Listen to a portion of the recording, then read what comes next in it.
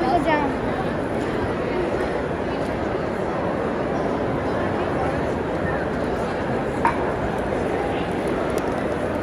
Hi, it's Tana here. Make sure you subscribe to Raze Chaos. And welcome back, everybody. My name is Raze Chaos. You've made it back to my channel, and I am back with more of the big drops that came from the summer convention, San Diego Con, the exclusives that came through here, and yeah, you know I had to get a couple of the DC ones. So obviously I got a couple of the DC ones. Got more than a couple, but but yeah, this is a very interesting and very unique character.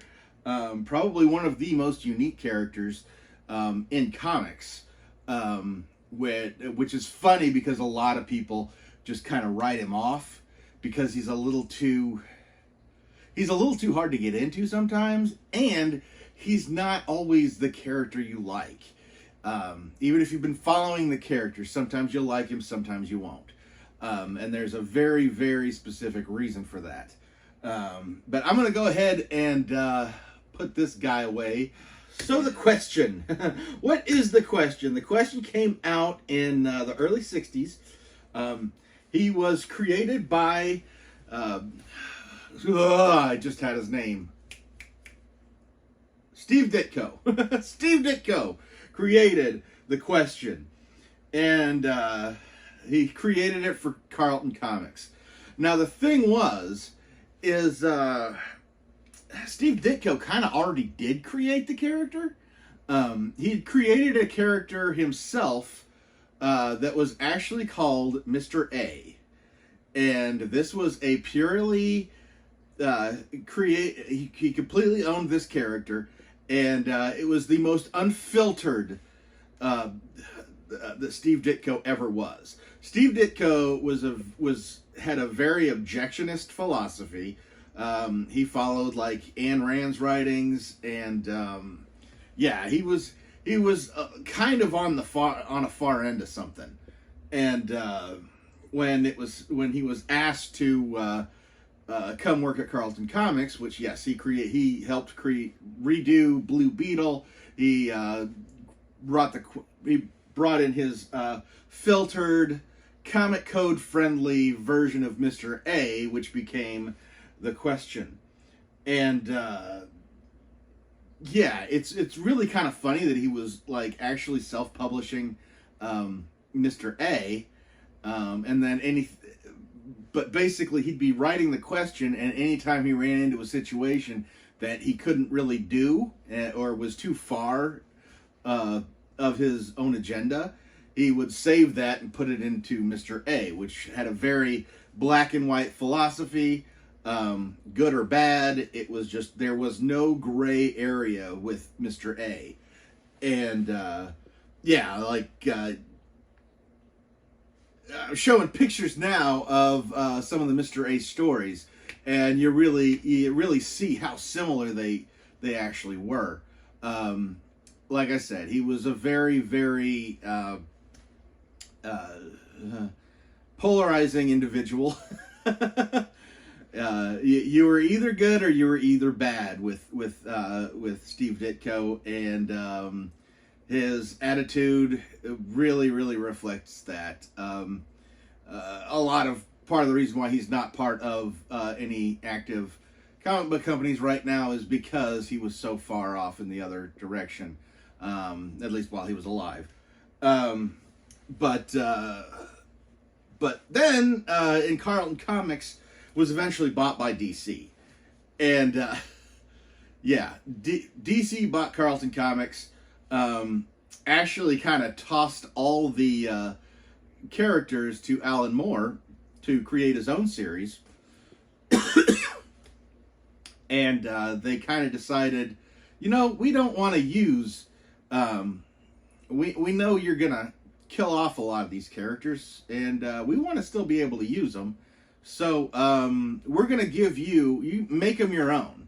So Alan Moore, being Alan Moore, had reworked the Carlton Comics into the Watchmen, and obviously he basically pulled a lot more of Mr. A into Rorschach than he did the Question, which that's what he was planning to do with the Question in the comic, but instead he was able to do that. That's why Rorschach's mask is the way it is. It's black and white, constantly moving, but never mixing. There's never gray in his costume. You're either right or wrong. And yeah, so that's the long history there. And of course, once the Question actually is in DC and becomes a character, basically this was a character that whatever writer was working on him, they were able to basically reinvent him every time with their own personal philosophies, just like Steve Ditko originally did, just like Alan Moore kind of did. So a lot of times you could be reading the Question, his philosophical stance wouldn't be the same as it was in previous iterations of his. And so you could like the character and be like, wow, I want to read more about him, and then go back and read some of his previous stuff and it not even seem like the same character. And that continued iteration to iteration. When they pulled him into the Justice League Unlimited, they actually had him be a conspiracy theorist. And again, as odd as it was, that actually fit the character. So it's a really hard character to follow, but like it can also be very rewarding when you do. Because he is a very philosophical character to begin with. And the more they push that, the more interesting he gets. So I'm going to go ahead and take him out and have a look at him. Given his mixed philosophies and, never knowing quite what you're going to get when you pick up one of his books, the name The Question really does fit this character. Part of the reason why, part of the mindset behind giving him the blank face was that you never knew who he was. He was a person, and that's really all you got. But other than that, he looked completely normal. And they did a great job on this. They've given little indentations to give the feel that, yes, he is wearing a mask. But otherwise, yeah, he's just a guy in a suit. And it's a great looking figure. He's one of those characters that really, you kind of need him for a good DC collection. But at the same time, he's a little, I can see how some people would find him a little bit hard to go after. So I really like the fact that he was an exclusive. So there you're only going to get really the hardcore DC fans going after him. And obviously the exclusive hunters. They're going to want this, and really, really deep, hardcore DC fans are going to want this as well. So I think that's exactly how an exclusive should work. And yeah, so I don't have a complaint at all about this or how I had to get him.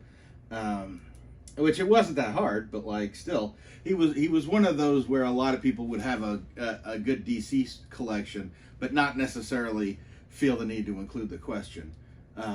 He was killed off at one point, and the mantle was taken over by Renee Montoya. But again, being that he's unique to every creator that works on him, that really didn't go over well or last particularly long. So the Question is here. He's got some kind of staying power because he keeps showing back up whenever he's needed, and he's definitely got a permanent spot in Raze's DC collection, because Raze just loves his DC collection. So let me know in the comments what you know of the Question, and where you first saw him, or even if you've actually read any Mr. A stuff. That would be really interesting, because I have read a little bit of Mr. A stuff, but I found it a little too bland. But at the same time, I am interested in checking out more. It's just relatively it's kind of difficult to get a hold of. But give me a like if you've enjoyed this, and never forget that life is full of odd moments. And you never know when you're going to be defined.